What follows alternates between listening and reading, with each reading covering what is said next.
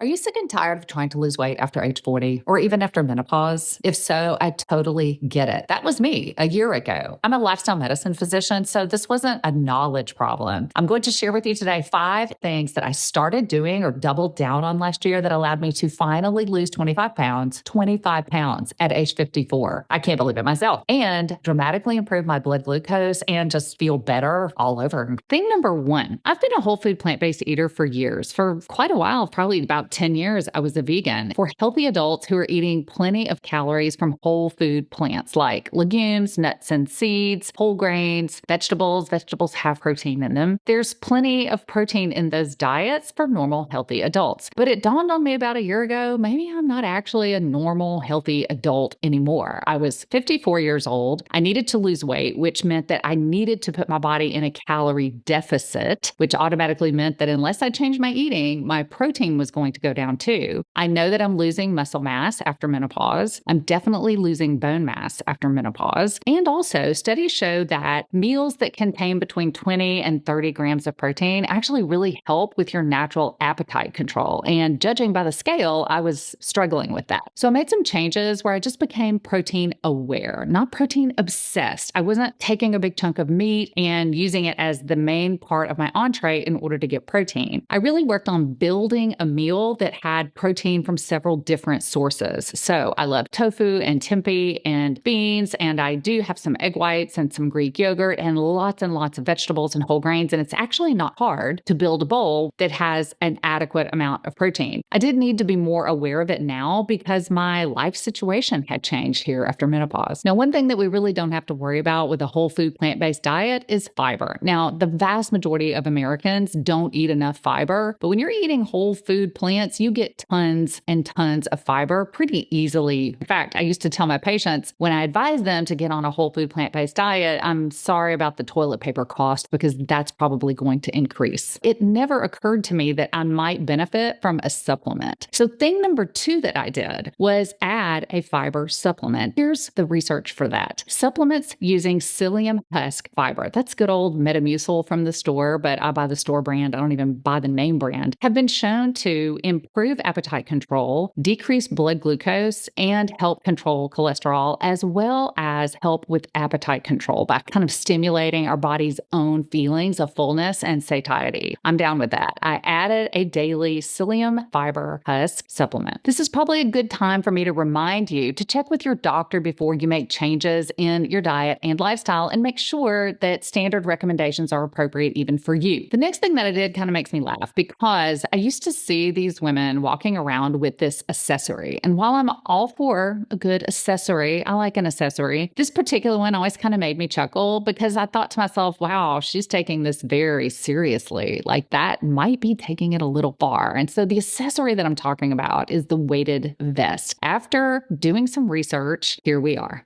Yes, I am now the proud owner of a 10-pound weighted vest, and I'm a little bit obsessed with it. Studies have shown that wearing a weighted vest can help women over menopause slow bone loss, which is fantastic because we lose bone naturally after menopause, and I don't want to be at risk for a hip fracture or any other fracture any more than I can help it. The other interesting thing that I notice when I wear a weighted vest is that when I walk the dog twice a day, and he's not a very athletic dog, that I felt like I spent most of my time standing around and watching him sniff, and there was really not very much exertion involved in my walk at all. I wasn't getting that much return on my investment of time. But let me tell you, when I added that weighted vest, my exertion level went up, and especially on stairs and hills. I noted from looking at my watch that my average heart rate during my walks actually increased. So this made me really happy. I was working harder for the time that I was spending anyway, strolling around with the dog. Safety note, again, this might not be right for you if you've worked with a movement professional or a doctor in the past with your neck or your back or your hips or your legs. Just consult with your movement professional or your doctor before you go adding weight onto you if you have any concerns about your spine or your skeleton being able to handle it. That leads me to the next thing that I did. Now, one of the few times where I might just disagree a tiny bit with published recommended guidelines and specifically for minutes of exercise. The current recommendations for minutes of exercise per week are 120 to 150 minutes of moderate exercise per week. And I was doing that. I was actually already doing that. I was working out in the morning for 30 to 50 minutes, usually strenuously with weights. weights or on my spin bike. And then I was sitting for 8 to 10 or 12 hours for the rest of the day. And I think that ended up being the most harmful thing that I was doing. I was getting the exercise, but then I was just sitting all day long. So the next thing that I did was decide that I was going to take those 120 to 150 a week recommendations for movement and just kind of blow it out of the water. Now, before you get nervous and think, well, that's good for you, Jennifer, I don't have time to spend that much time in the gym. Neither do I. I don't even have a gym membership. And I certainly didn't have more than 30 or 60 minutes a day to carve out from my regular job to spend just on exercise. I knew that I had to figure out a way to layer more movement and more walking and more non-exercise movement into my day. I got really serious about hitting that 10,000 steps a day recommendation, and that really changed things. Now, because I work from home, I was able to buy a walking pad and a raising up and down desk, which completely changed the trajectory of how many steps a day I was getting, and it honestly made it easy. I got into the habit of doing Zoom meetings, Amazon shopping, watching a little bit of Netflix, even reading my Kindle, all while plodding along on my walking pad under my desk. I also started thinking about exercise in the concept of snacks or walking snacks and movement snacks during the day, rather than sort of, I did my 30, 40, 60 minutes, I've done it, and now I don't need to think about movement again for the whole day. I stopped doing that. Now, the next thing that I did had to do with hormone health. So when I say hormone health and the world of post-menopause, you probably immediately thought simply estrogen and progesterone, and you wouldn't be wrong. But don't forget also that there's your thyroid, and even our vitamin D levels contribute heavily to our hormone health. And to be honest, I really had just not been keeping up with those. We had a lot going on and a move and a death in the family and blah, blah, blah. So I finally made a long overdue appointment with my primary care doctor and had a great conversation about hormone replacement therapy, specifically estrogen and progesterone, but also got my TSH checked, which is a measurement of my thyroid function. And guess what? My thyroid was a little out of whack, as well as my vitamin D level, which was dreadfully low, like unbelievably low. So my personal little hormonal tune-up consisted of starting hormone replacement therapy, starting thyroid replacement therapy, and starting vitamin D replacement therapy. So maybe it's time to have a conversation with your doctor about these issues. Look, I am not an advocate for every female on the planet just automatically getting hormone replacement therapy, but every female does deserve a really good conversation with their doctor or their healthcare provider about it. And if you're having symptoms or risk factors that can be alleviated with hormone replacement therapy, you deserve that conversation. If you'd like to learn even more about how I used walking to improve my blood glucose and my insulin sensitivity, hop over and watch this video right here.